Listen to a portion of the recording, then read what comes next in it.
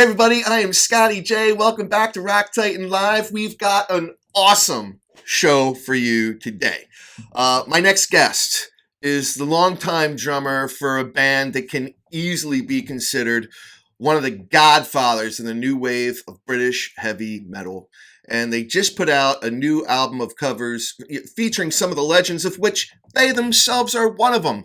Before I get into this with my guest, if you like this podcast, which I have every confidence in the world that you will, please just give us a little love, give us a little subscribe, and make sure you get alerted to all the other cool interviews we have out there because, as a matter of fact, we have a little bit older interview with the lead singer of this band that I am speaking with right now. But without further gilding the lily, everybody, I have Nigel Glockler, drummer for Saxon, Hey, with you us. doing? Good. Nigel, how are you, man? How you going?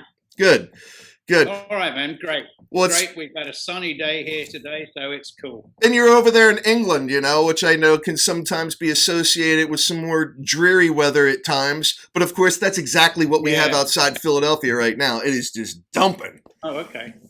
But, oh, man. So we were catching up a little bit before we got things kicked off here. The last time I caught up with you guys was actually in person when you were on tour with some, I guess, long-term friends of yours, UFO, and you were touring in Philadelphia, and you guys were at the TLA, Theater of the Living Arts, and oh man, that was such an awesome show. I guess you guys were still, to a certain extent, supporting Battering Ram, although you had Thunderbolt like right on the cusp of coming out. So does that serve your memory well? Yeah. I think it was. Yeah, it was the Battering Ram because then we went out with Judas Priest. Right. With the Thunderbolt. Oh my gosh! I'm surprised you guys didn't cover them. You guys didn't do a cover on Inspirations because everybody, again, that's what we're talking about. We've already done a Priest cover. Okay. On an album, maybe it was only released in Europe. I don't know. Okay. But we did it was a whole out everyone covering Judas Priest. I think it was or something. I can't remember. It was a while back. Okay. All right. Right on. But so we did Another Thing Coming. Oh, yeah. Oh, my gosh. Okay. Yeah. No, I know exactly what you're talking about right now because, yeah, Biff crushes that, And it's funny because I'm going down the list and everybody, we're talking about Inspirations here. This is the album. It just came out last week, at least over in the United States. It came out just last week. And there's a full review out of it out on rocktitan.tv right now. So go check out that review. And I got some of the official videos that Saxon put together for some of those songs, as well as the making, kind of like a little mini documentary that I thought was a lot of fun that went into the making of Inspirations, where you guys are at that old chateau. That was pretty cool. Yeah, that was cool. We thought, we'd do a bit of a Led Zepp, going to a stately home. Yeah. And it was cool actually. It was great. Just made a change from a usual recording studio, Right on. Now I'm curious because you guys been around, like I said, you've been around a long time. I mean, you guys were at the forefront of, that new wave of British heavy metal. But I mean, the 70s, you guys were coming up through everything with, Motorhead and Def Leppard and UFO. And, there's just so many bands on that list. Now I'm curious, when it comes to doing covers like this, did you guys, as a family, as a Saxon family, did you all have your input into which songs you were going to do, or was like kind of Biff driving that train? Yeah. No, everyone had a say in it. I mean, the idea was everyone put in a few songs that inspired them, and we all talked about it. And some of them, instantly. Some of them got, no, I don't think we could do that justice, or something. Or I don't like that song or whatever. Then got together and sort of rehearsed and found out which were the best ones. Okay. So would it be the best ones we could do sort of justice to, if you know what I mean? Yeah. No, for sure. So I'm curious, Nigel, would it be safe to say then that Evil Woman was your selection? Yep. Yeah? All Oh right. yeah, Yeah, because of course we're talking about Bill. definitely. Yeah, because we're talking about Bill Ward. And have you Good ever? old Bill, yeah, Yeah. Now, great. have you guys ever hung out? Have you ever spent any significant time with him? No, I mean I haven't. The guy, I think the guys, they did a tour with Sabbath on the Black and Blue tour. I think it was Black Sabbath and Blue Oyster Cult. That was before I joined. Okay. I'm not sure whether Bill was playing it then or Vinny. But anyway, a couple of years ago, I went to an awards thing in LA because I was over there for the NAMM show, and Bill was there, so I met him and we had a good old laugh. It was great because Oh, that's cool. Black Sabbath was the second gig I ever went to Wow. on the That's Masters of wow. Reality tour, and I'd never ever seen anyone hit a kit that hard. I was like, whoa. Yeah. Now, are there any other particular drummers? I'm just curious because I mean, you yourself, I mean, like you just talked about, you kind of caught on with Saxon. You still very early on. I mean, they were only 3, 4 albums deep. They had done Yeah, that. 4 albums. Yeah, 4 out. I did the tour for the fourth album for Denim and Leather. Yeah. Right. So that being said, I mean, I'm sure you have influenced a ton of drummers out there. But other than Ward, like, who might be some other notable influences on you?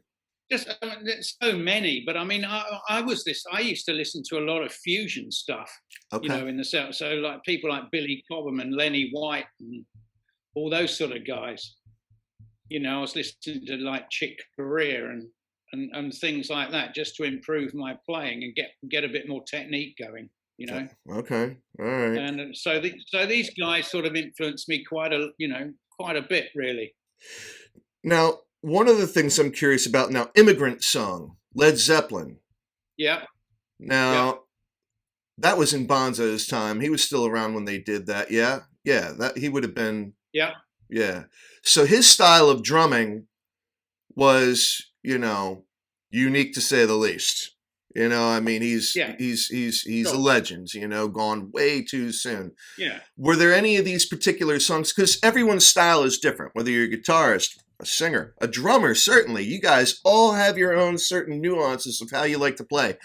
Because of the song Yeah. selection, was there anything for you, just because of the kind of kit that you play with, the style that you have, was there anything in particular that was a challenge that you found to be a challenge that maybe you had to make any drastic changes to the song? None that I heard, but for you as a drummer, was there anything that you kind of had to tweak? And there were no,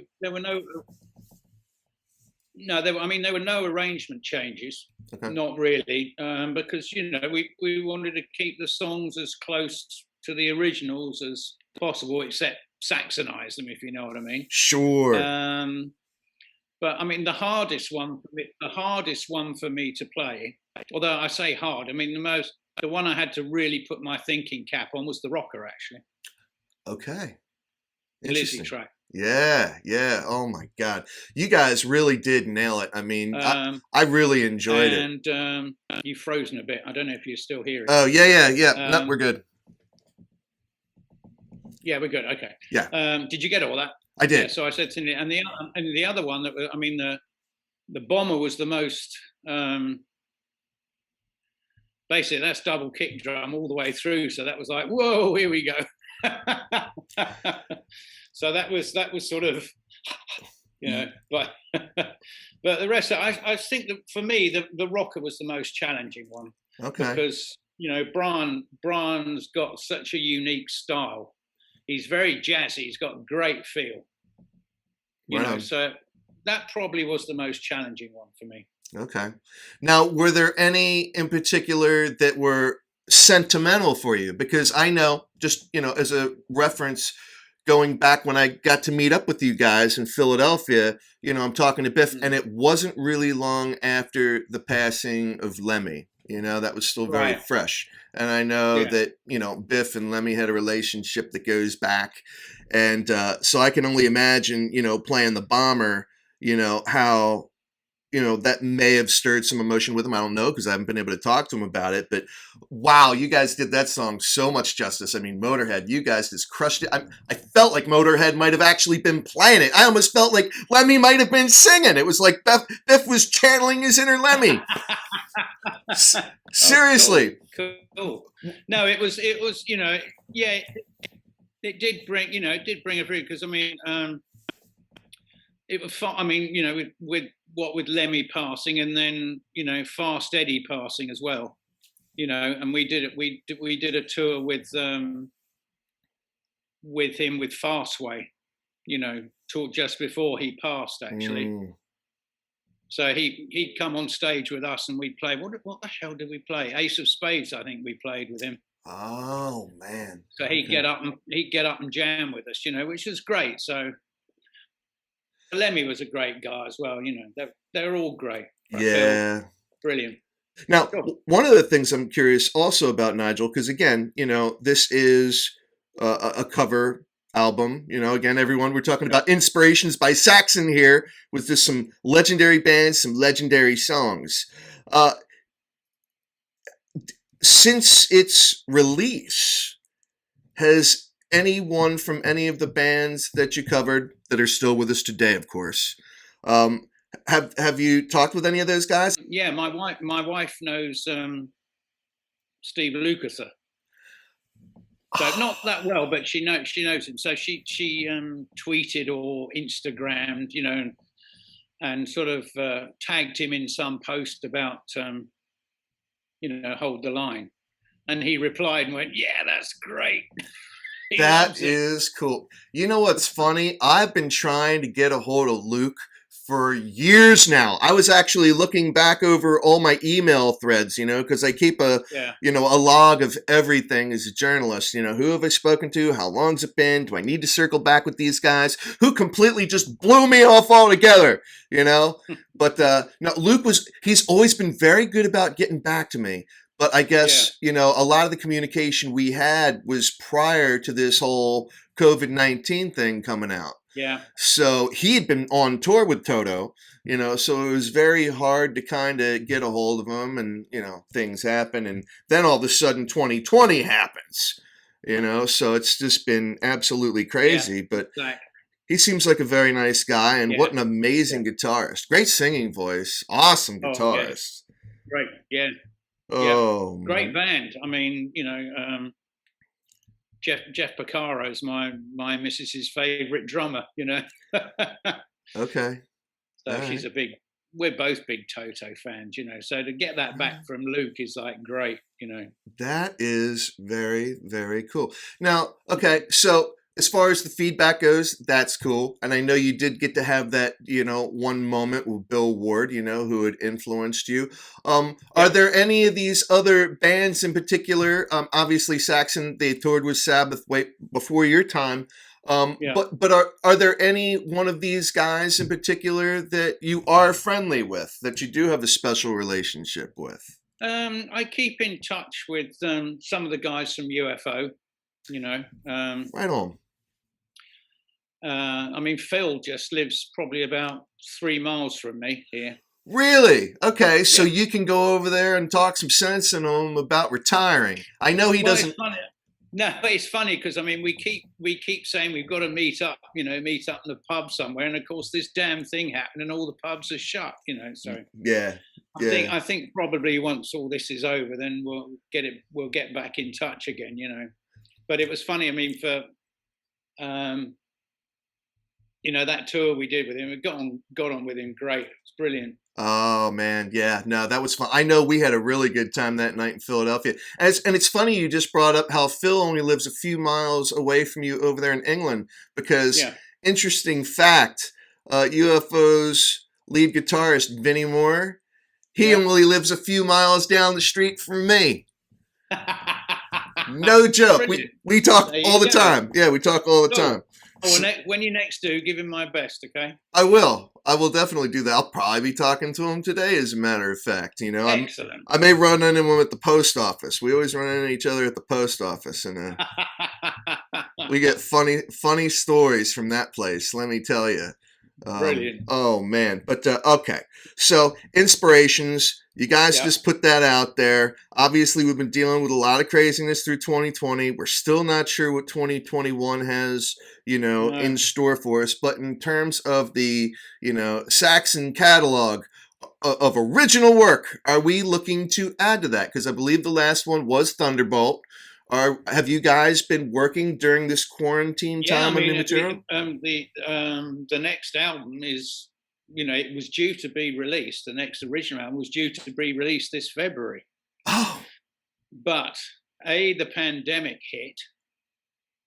So it was nearly finished. The idea was it was going to be finished and released in February, but then the pandemic hit, and the record company decided we don't want to release it until you can tour.